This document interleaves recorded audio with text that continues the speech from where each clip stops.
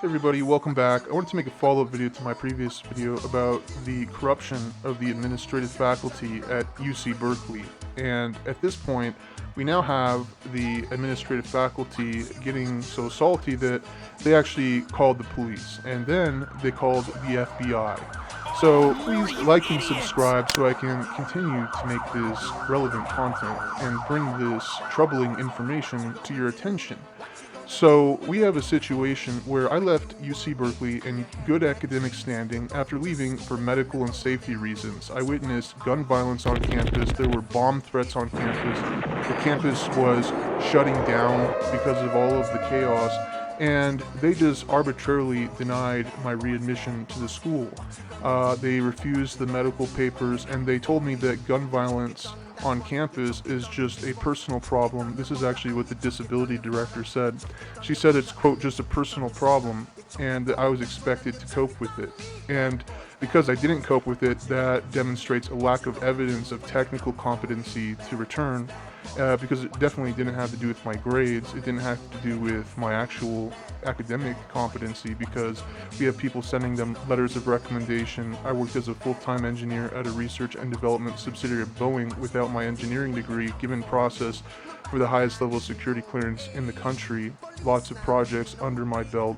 So it really doesn't have to do with my actual competency, but these people, they consider it a lack of technical competency. The evidence is that I left the school. So they can take little mental health breaks all the time, but when I leave the school to take a break, that means that I lack evidence of technical competency. And it's sort of funny because they started getting really upset. They started threatening me, telling me that I was harassing them, telling me that they felt threatened to try to intimidate me to stop asking them to do their jobs, to be readmitted to the school. It's kind of funny that they consider gun violence and bomb threats to be a personal problem. But when I just very simply am asking them to do their jobs, they act victimized, like I'm threatening them, I'm harassing them. So it's not a personal problem when I ask them to do their jobs, but it's a personal problem when I experience gun violence, bomb threats on campus. And what's even more funny, it's actually very funny how this ended up. I mean, it would be more funny if it wasn't such a grave issue, a big scandal at the school. But first they called UCPD on me, and they found no evidence of threats or harassment on my part. The detectives found nothing. And then the FBI, they actually went all the way to the top and called the FBI on me. So, normally the students, they're a little bit timid, they're engineering students. They're probably going to feel afraid, right? And that's probably what they were trying to do. Because usually when a police officer or the FBI, an FBI agent, contacts a student, that's enough to scare them and tell them to stop, right? And so this is an intimidation tactic to coerce the students, which is actually illegal. You can't threaten retaliation with a $100,000 fine and jail time very simply for emailing the staff, the faculty, and asking them to be doing their jobs, like accept valid medical papers. That's very troubling, right? So it's kind of interesting that, what they want to tell students that a mental health diagnosis, they should get mental health treatment, but then it can only be used against them, right? So they don't want to accept a diagnosis when that means that they have to be ADA compliant, Americans with Disabilities Act compliant, by answering emails, things like that, having open communications, accepting documentation in a variety of accessible formats, things like that. That's not, that they don't do that, but they do say that people have mental health diagnoses to get rid of them and to repress them and to tell them that their problems aren't legitimate, so that it kind of separates them from the context of their situation, so that everything is just a mental problem in their head. It's not a real problem that everybody has to deal with. So that's extremely troubling. So this is actually probably the funniest part of this at this point, because reporters have been contacting me. It's the Department of Education is now involved with this, and I'll get into all of that. But, at the FBI, so I was talking with this FBI agent, Agent Irvin, I won't mention his first name, But Agent Irvin contacts me, he gives me a call, he tries to tell me that, they're very concerned there's troubling statements and things like that. There has been no troubling statements. They're just completely full of it, So then he contacts me, and it's kind of funny because the agency which they called to investigate me, which is the FBI, actually considers me technically competent enough to reach out to me for an agent position.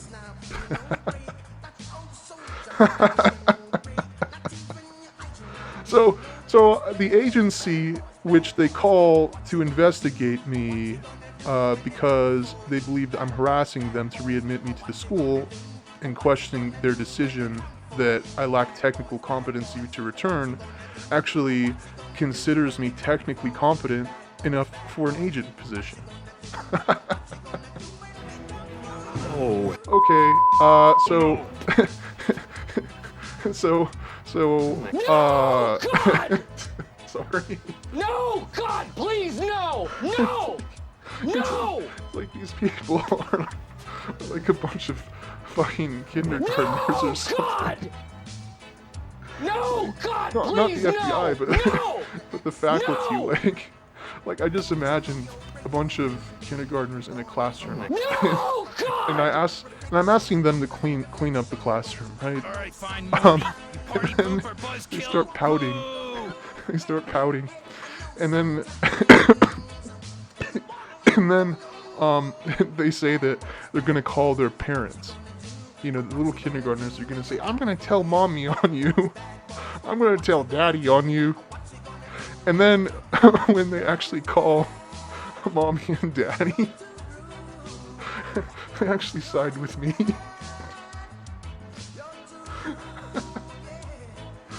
I mean, I'm laughing, but this is actually very terrible because there's students that are homeless. Oh, here we go There's again. students that are getting COVID. There's students that are having their college experience completely destroyed. There's students witnessing gun violence, bomb threats, all sorts of problems on campus, and they can just arbitrarily deny a student to be readmitted to the school. I mean, this is very troubling. Students work very hard to be admitted to UC Berkeley so that they can study at a world-class institution. They get a 4.66 GPA so that they can make use of the school.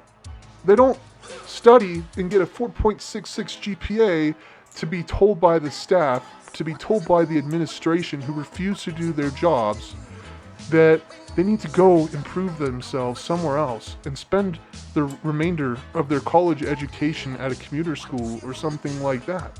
And there's nothing wrong with commuter school except for the fact that when a student gets a 4.66 GPA, why the hell are the staff telling the student that they can't be readmitted to the school? The whole thing makes no fucking sense, and everybody can see it. The FBI agent, he told me that based on what he was seeing, that there was no reason for further investigation on me. So now we have the detective at the school, now we have the FBI, now we have a third-party police department, which I was talking to, an officer telling me that actually I was doing the correct thing by continuing to contact the school. Everybody's saying the same thing, but these little kindergartners, they really just don't want to cooperate. They're pouting, they're sitting there, they're crossing their arms, they block my emails, they ice me out. Everybody can see what's going on, and this is troubling for all the students because a lot of students are saying, when I was talking to the student advocates, they were telling me that in their casework that, the students are never really heard. The whole thing is an illusion. Postdocs at the school are seeing what's going on, and they're saying that I've likely been discriminated against, that there's a probability that I've been discriminated against. And if I left for medical and safety reasons, and they're telling me that I can't be readmitted because of, because when I left that demonstrates a lack of technical competency on my part to cope, that really is discrimination based on manifestations of disability or previous disability status, and that's very clear because I sent the documentation and they just very simply refused to acknowledge it. So that is extremely troubling, and students can leave the school, maybe they get COVID or something, and the administrative faculty can just arbitrarily deny them readmission at the school. That is very troubling.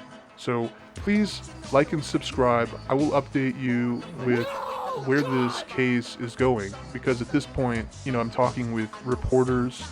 I've been talking with lots of organizations on and off campus, and this is something which I am not going to just stop, because this is very clearly a violation of the rights of the students. This is very clearly autocratic, and that isn't acceptable. So once again, please like and subscribe, and I'll get back to you guys later. Talk to you soon.